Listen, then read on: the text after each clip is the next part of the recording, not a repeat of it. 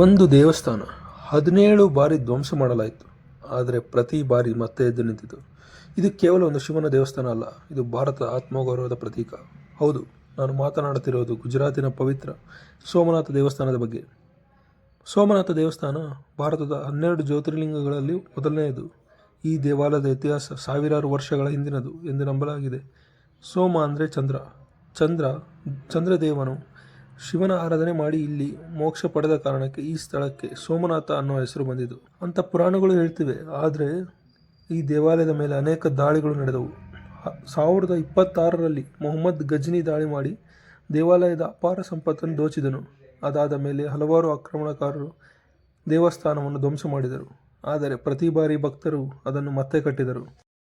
ಇದು ಕೇವಲ ಕಟ್ಟಡ ಅಲ್ಲ, ಇದು ಭಾರತದ ಅಜೇಯ ಆತ್ಮಶಕ್ತಿ.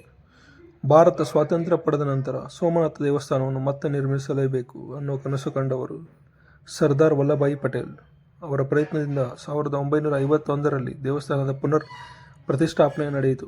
ಆ ಸಮಯದಲ್ಲಿ ಭಾರತದ ಮೊದಲ ರಾಷ್ಟ್ರಪತಿ ಡಾಕ್ಟರ್ ರಾಜೇಂದ್ರ ಪ್ರಸಾದ್ ಅವರು ದೇವಸ್ಥಾನ ಉದ್ಘಾಟನೆ ಮಾಡಿದರು. ಆ ದಿನವನ್ನು ಹಲವಾರು ಭಾರತದ ಸಾಂಸ್ಕೃತಿಕ ಪುನರ್ಜನ್ಮ ಅಂತ ಕರೀತಾರೆ. ಇದೀಗ 2026ರಲ್ಲಿ ಸೋಮನಾಥ ದೇವಸ್ಥಾನ ಮತ್ತೆ ದೇಶದ ಗಮನ ಸೆಳೆದಿದೆ. ಇತ್ತೀಚೆಗೆ ಪ್ರಧಾನಿ ನರೇಂದ್ರ ಮೋದಿ ಸೋಮನಾಥ ಅಮೃತ ಮಹೋತ್ಸವದಲ್ಲಿ ಭಾಗವಹಿಸಿದರು.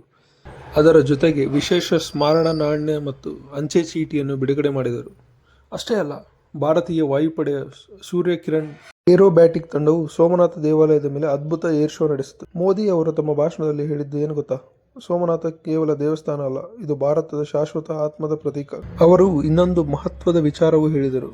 1947ರಲ್ಲಿ ಭಾರತ ಸ್ವಾತಂತ್ರ್ಯ ಪಡೆದರೆ 1951ರಲ್ಲಿ ಸೋಮನಾಥ ಪುನರ್ ನಿರ್ಮಾಣ ಭಾರತದ ಆತ್ಮಗೌರವ ಘೋಷಣೆಯಾಗಿದೆ. ಈ ವರ್ಷ ಜನವರಿಯಲ್ಲಿ ಸೋಮನಾಥ ಸ್ವಾಭಿಮಾನ ಪರ್ವ ಕೂಡ ಆಚರಿಸಲಾಯಿತು. ಇದು ದೇವಾಲಯದ ಮೇಲೆ ನಡೆದ ಮೊದಲ ದಾಳಿಗೆ 1000 ವರ್ಷ ತುಂಬಿದ ಸಂದರ್ಭ. ಸೋಮನಾಥ ದೇವಾಲಯ ನಮಗೆ ಒಂದು ಪಾಠ ಕಲಿಸುತ್ತದೆ. ದೇವಾಲಯವನ್ನು ಎಷ್ಟು ಬಾರಿ ಧ್ವಂಸ ಮಾಡಿದರೂ ಭಕ್ತಿಯನ್ನು, ನಂಬಿಕೆಯನ್ನು ಧ್ವಂಸ ಮಾಡೋಕ್ಕಾಗಲ್ಲ. ಅಲೆಗಳು ಪ್ರತಿದಿನ ದೇವಸ್ಥಾನದ ಗೋಡೆಗಳಿಗೆ ಅಪ್ಪಳಿಸುತ್ತವೆ, ಆದರೆ ಸೋಮನಾಥ ಇನ್ನೂ ಗಟ್ಟಿಯಾಗಿ ನಿಂತಿದೆ. ಅದೇ ರೀತಿ ಎಷ್ಟು ಕಷ್ಟ ಬಂದರೂ ನಾವು ಮತ್ತೆ ಎದ್ದು ನಿಲ್ಲಬೇಕು ಅನ್ನೋ ಸಂದೇಶ ಸೋಮನಾಥ ಕೊಡುತ್ತದೆ. ಹರ ಹರ ಮಹಾದೇವ್.